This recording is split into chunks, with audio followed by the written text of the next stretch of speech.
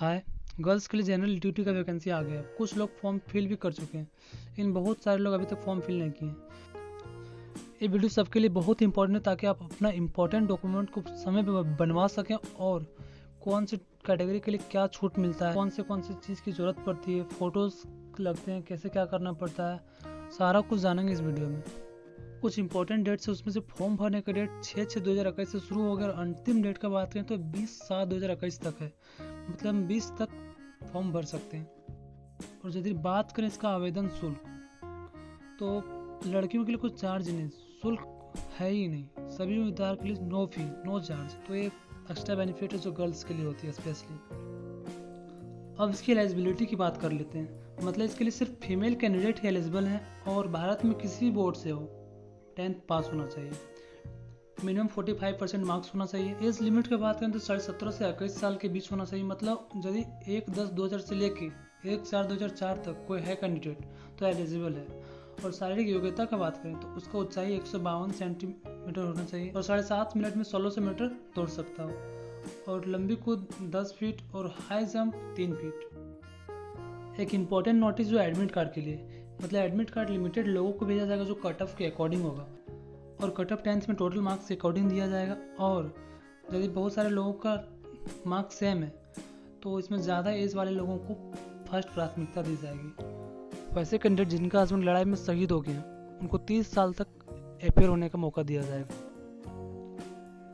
कुछ लोगों को 4 सेंटीमीटर हाइट में छूट मिलता है, उसमें से नॉर्थ ईस्ट रीजन के लोग हैं और गोरखा और गढ़वाली समुदाय के लोग हैं।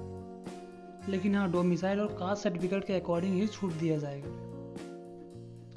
यदि मेडिकल फिटनेस की बात करें तो फिट माने जाने के लिए किसी भी उम्मीदवार को शारीरिक और मानसिक स्वास्थ्य अच्छा होना चाहिए और किसी भी प्रकार की विकलांगता से भी मुक्त होना चाहिए।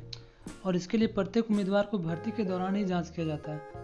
सभी कैंडिडेट को सलाह दिया जाता है कि सिलेक्शन से पहले मेडिकल चेकअप करवा लें ठीक से, मतलब डॉक्टर से कान वगैरह सब कुछ साफ करवा लें ताकि सिलेक्शन में कोई दिक्कत ना हो।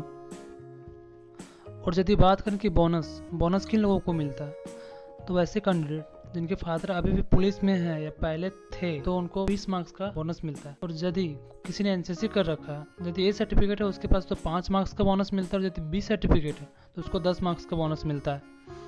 और सी में बहुत सारे बोनस मिलते हैं जो डिटेल नहीं होते हैं। और हाँ, बोनस के लिए भी कंडीशन अप्लाई होते हैं। उसमें से पहला कंडीशन है कि आप केवल एक कंडीशन से ही फ़ायदा उठा सकते हैं बोनस का, या तो फिर आप सैनिक के बेटी होने का फ़ायदा उठा सकते हैं या फिर आप एनसीसी किए हैं उसमें बोनस ले सकते हैं।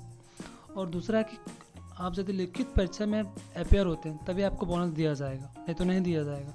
और तीसरा कंडीशन, एक घर से एक कैंडिडेट ही फादर के सैनिक में होने का लाभ उठा सकते हैं। मतलब यदि 2 कैंडिडेट हैं किसी घर से तो मात्र एक को ही बोनस का लाभ मिलेगा। अब डॉक्यूमेंट का बात कर लेते हैं।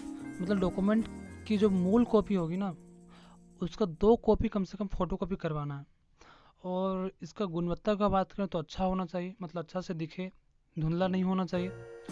और अपना फ़ोटो की बात करें ना तो कम से कम 20 फ़ोटो रखना, उसका बैकग्राउंड वाइट होना चाहिए और 3 महीने से ज़्यादा का नहीं होना चाहिए, 3 महीने के अंदर का होना चाहिए और पासपोर्ट साइज़ का होना चाहिए। फ़ोटो जेरॉक्स नहीं होना चाहिए या फिर फ़ोटोशॉप में एडिट किया हुआ नहीं होना चाहिए। और एजुकेशनल डॉक्यूमेंट की बात करें तो मान्यता प्राप्त बोर्ड होना चाहिए, चाहे आप मैट्रिक, इंटर, ग्रेजुएशन कुछ भी किए हों, उसका मार्कशीट लेके जाना है, वो भी ओरिजिनल होना चाहिए। और प्रोविजनल की बात करें तो प्रोविजनल हो या फिर ऑनलाइन एजुकेशनल डॉक्यूमेंट हो, उसको लेके जाना है, लेकिन सिग्नेचर होना चाहिए हेड का, जिस बोर्ड से आप किए हैं, या फिर स्कूल का सिग्नेचर होना चाहिए। नेक्स्ट बात करें आवासीय और जाति की, तो यदि आप एलिजिबल हैं तो लेके जाना ये होना चाहिए तहसीलदार और डिस्ट्रिक्ट मजिस्ट्रेट के लेवल का होना चाहिए।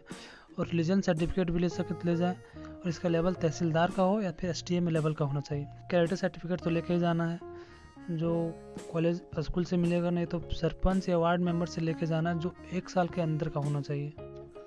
और इस फॉर्म को अप्लाई करने के लिए कैंडिडेट को अनमैरिड होना बहुत ज़रूरी है। इसके लिए आपको अनमैरिड सर्टिफिकेट भी लगेगा।